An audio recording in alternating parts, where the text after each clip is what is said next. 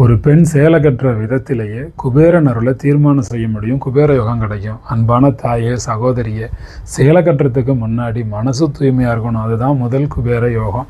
மஞ்சள், சிவப்பு, பச்சை இந்த நிறம் தான் லட்சுமியுடைய நிறம்.